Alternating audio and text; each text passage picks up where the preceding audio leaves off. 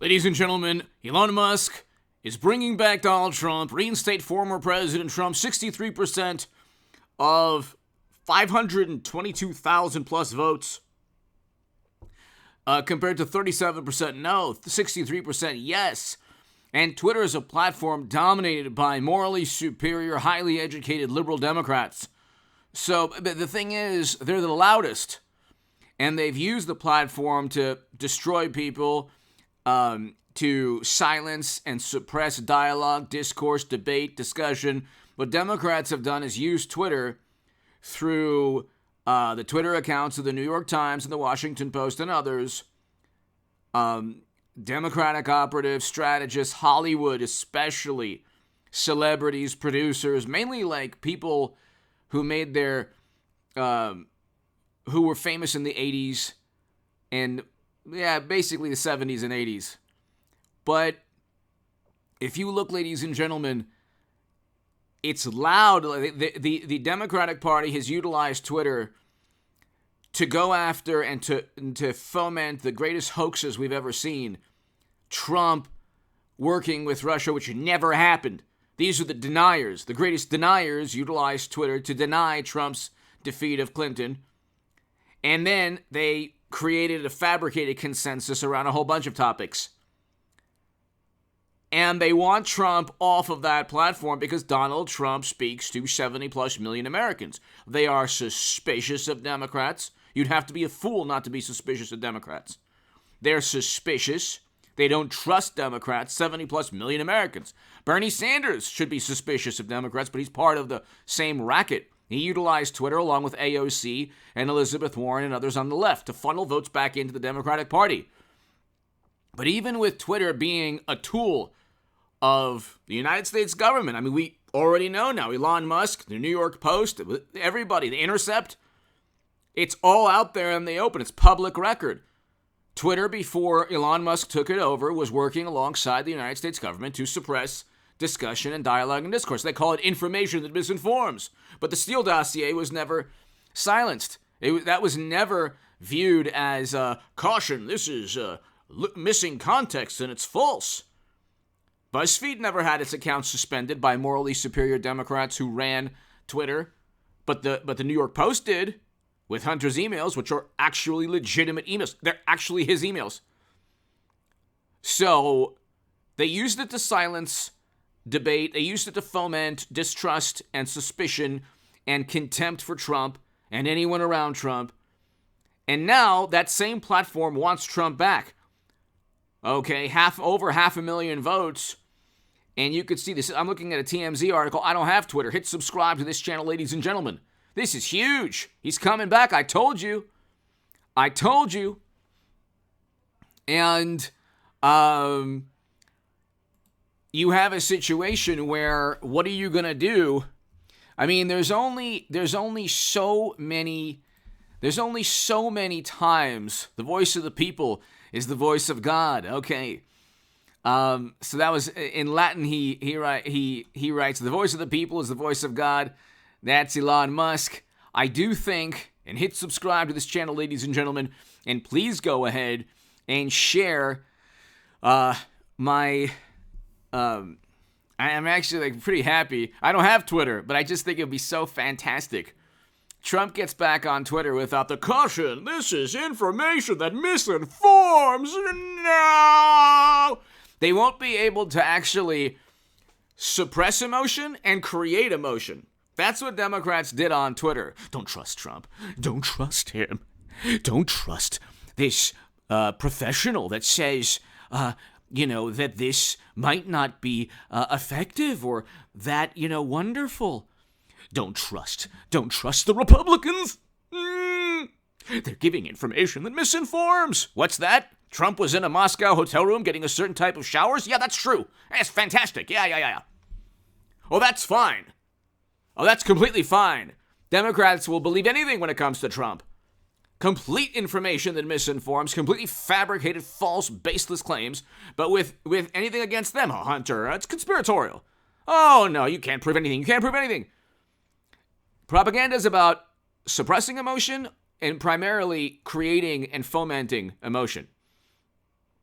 base emotions, which is what Democrats live off of. They say that Trump and Republicans are demagogues, and that's not true.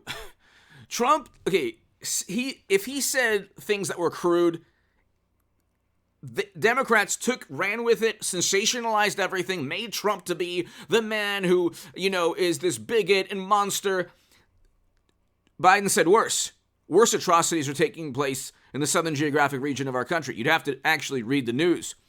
Once Biden got into office, all the people who cared about human beings coming into this country no longer cared. Suddenly, AOC wasn't looking at a chain link fence anymore. You can't see what she's looking at. Suddenly, all of these people who were pontificating, oh, Trump, he's presiding over horrible, horrible policies. The policies are worse. More people are losing their lives. And the foreign policy is infinitely worse. We're now talking about a nuclear confrontation.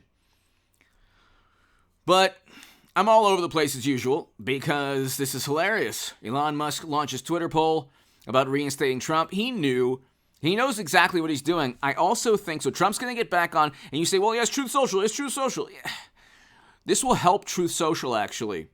It'll actually help Truth Social because it's impossible to find out what's going on Truth Social if you're not, don't have an account. I don't think anyone should be on Twitter or Facebook or Truth Social for the next 2, 3, 4 years, or forever. I don't think anyone right now should be on any message-based platform. I really don't. I advise all my viewers, delete every account you have on Twitter or Facebook or Instagram or Truth Social or any platform like that. And the reason is because the next couple of years, it's just not worth it. Because Democrats are they're going to utilize whatever they can to, let's just put it this way. People can actually argue with you that you'll never meet in your life, and it's a waste of time. Aside from the fact that, anything you say on there could be twisted and sensationalized by a journalist trying to make a name for himself in some morally superior liberal publication, and then their tweets, eventually get discovered, and then they lose their job, and that's actually happened before. It happened in an Iowa publication. But there's no point in getting into arguments with people that you'll never meet. There's no point in wasting your time on these platforms. The ability for Democrats to utilize Twitter to create news, to foment emotions, that's pretty much gone now. If you're getting Elizabeth Warren fact-checked, it's a new era in social media. You might say, well, you just undermined your own argument. I think that Elon Musk, Twitter lost hundreds of millions of dollars the other year. They keep losing hundreds of millions of dollars, $1 billion here, hundreds of millions there. They're not a profitable company. They're a company that grows debt every year. Even with the firing of staff, that's not really it's not making money. It's a gigantic money-wasting endeavor.